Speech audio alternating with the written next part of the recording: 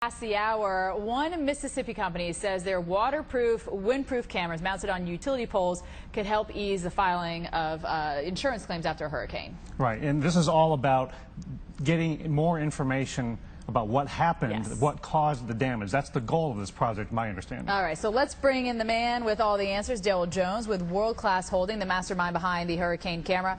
So Daryl, we were talking about this earlier. You're talking about installing these cameras on utility poles and then selling the information to people in that community. But how well, the camera's right there behind you, will these be able to capture what's happening specifically to somebody's house?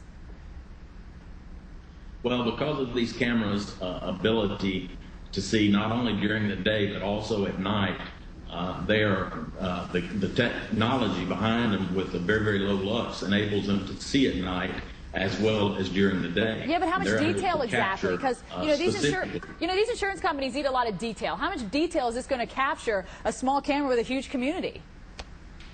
Well, the technology that we have now can see the shingles coming off the roofs, the hinges coming off the doors. It can see everything happening. It can see as much or better than the actual human eye can see. Well, the first question that comes to my mind is, especially with major hurricane landfalls, with the extensive damage that is done not only to structures but to the utility poles and all the infrastructure, what happens if the cameras themselves don't last through the hurricane to document what happens? How much can they take, and what kind of infrastructure are you going to install them on?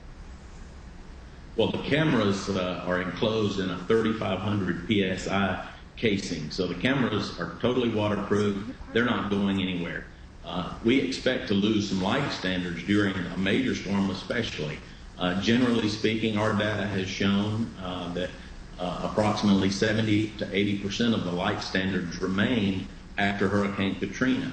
Our cameras are placed approximately a mile apart, so the likelihood of our light standard with our camera attached to them coming down is a remote chance, but we expect to lose 20 to 30% of cameras in each major storm. And when I say lose cameras, those cameras will come down at some point in the storm, but will record up to the point that they do come down. So Daryl, I assume then, since you're going in just prior to a storm, that you need to be very weather savvy, because you need to know how high to place these cameras, where to place them, because you've got to worry about wind, you've got to worry about surge, so you don't lose all your equipment. Well, we're not necessarily concerned about losing the equipment. All the cameras are equipped with a GPS tracking system. So wherever they end up after a storm, we'll be able to track them down.